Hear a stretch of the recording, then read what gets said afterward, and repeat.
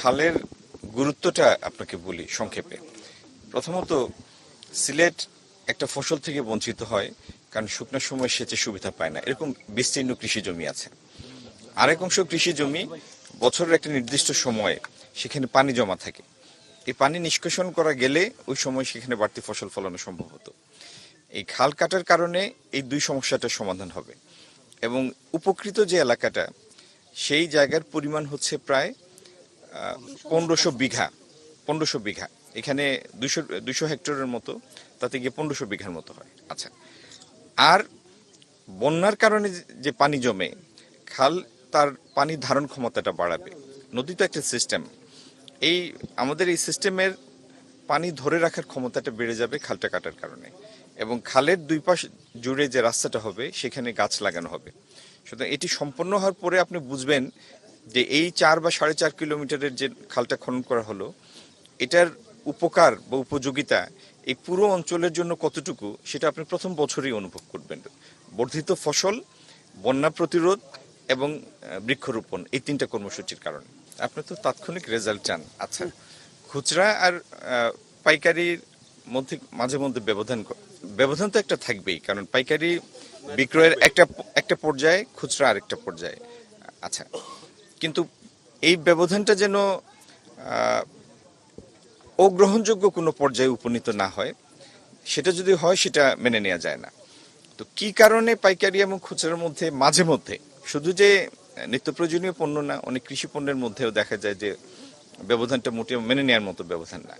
এটির প্রকৃত কারণটা খুঁজে বের করার জন্য ঈদের পরেই আমরা ব্যবসায়ী, পেশাজীবী এবং এই প্রশাসন সবারকে সংশ্লিষ্ট করে একটা ফ্যাক্ট ফাইন্ডিং কমিটি করব এবং তারা নিজেরাও বসবে, আলাপ আলোচনা করবে, পর্যালোচনা করবে এবং একটা প্রকাশ্য শুনানিরও ব্যবস্থা করবে, যেখানে সর্বসাধারণের তাদের মত দেওয়ার সুযোগ থাকবে। একটা বিষয় মাননীয় মন্ত্রী, এটা হচ্ছে যে গত 1.5 বছরে যে ট্রেড ক্রাইসিস যেটি তৈরি হয়েছে, আমার কাছে ঠিক পরিষ্কার না। বাণিজ্য ঘাটতি বলতে পৃথিবীর বেশিরভাগ দেশেই বাণিজ্য ঘাটতি থাকে। অল্প দেশ আছে যারা রপ্তানি উদ্বৃত্ত। আমদানি এবং রপ্তানি, এটার মধ্যে কোনো দেশের আমদানি বেশি হবে, কোনো দেশের রপ্তানি বেশি হবে, এটি পৃথিবীর বাণিজ্যের স্বাভাবিক প্রকৃতি। যেমন ধরেন ভিয়েতনাম, একসময় ভিয়েতনাম এবং বাংলাদেশের অর্থনীতি কাছাকাছি ছিল। ভিয়েতনাম প্রায় 400 বিলিয়নের রপ্তানি করে, আমদানি করে তার থেকে 10-12 বিলিয়ন কম। তার দ্বিপক্ষীয় বাণিজ্যে মানে কারেন্ট অ্যাকাউন্টের মধ্যে তার সারপ্লাস আছে 10 বিলিয়নের মতো। বাংলাদেশ স্বাধীনতা পরবর্তী পুরো সময় জুড়েই আমাদের আমদানি বেশি, রপ্তানি কম। এটি পৃথিবীর বহু দেশে, মার্কিন যুক্তরাষ্ট্রে আমদানি অনেক বেশি তার রপ্তানির তুলনায়, আপনার ইংল্যান্ডে রপ্তানির তুলনায় আমদানি বেশি। এরকম ভারতে ভারতে প্রতি বছর, প্রতি মাসে 25-30 বিলিয়ন আমদানি এবং রপ্তানির গ্যাপ। আমদানি বেশি হয় প্রায় 25-30 বিলিয়ন প্রতি মাসে, তার বাৎসরিক গ্যাপ প্রায় 300 বিলিয়নের মতো।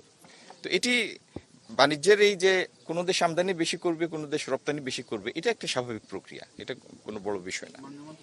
আমরা দেখেছি যে চুক্তির বাইরে গিয়ে সৌদি আরব আচ্ছা, চুক্তির বাইরে কথাটা শুনলে এটার অনেকের মধ্যে ভুল ব্যাখ্যা করার সুযোগ থাকে।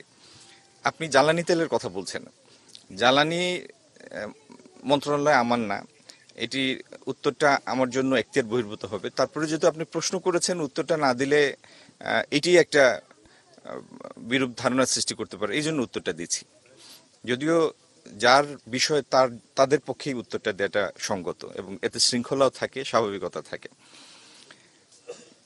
সরকার দুইভাবে কিনে, একটা হলো সরকারের সাথে অন্য সরকারের চুক্তি থাকে, G2G, এবং সেখানে একটা ফিক্সড প্রাইস থাকে বা প্রাইসের একটা মডেলিং করা থাকে যে এইভাবে প্রাইসটা নির্ধারিত হবে। আর অনেক সময় স্পট মার্কেট থেকে কিনে, তো সেটা কোনো চুক্তির অধীন না।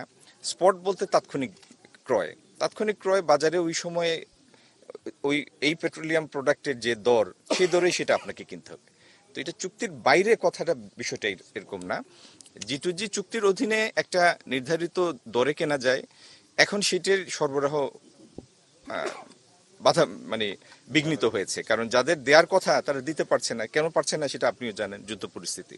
কিন্তু আমাদের তো জ্বালানি চাহিদা আছে, তো জ্বালানি চাহিদা মেটানোর জন্য স্পট মার্কেট থেকে কেনা হয়েছে, এটা একটি স্বাভাবিক প্রক্রিয়া।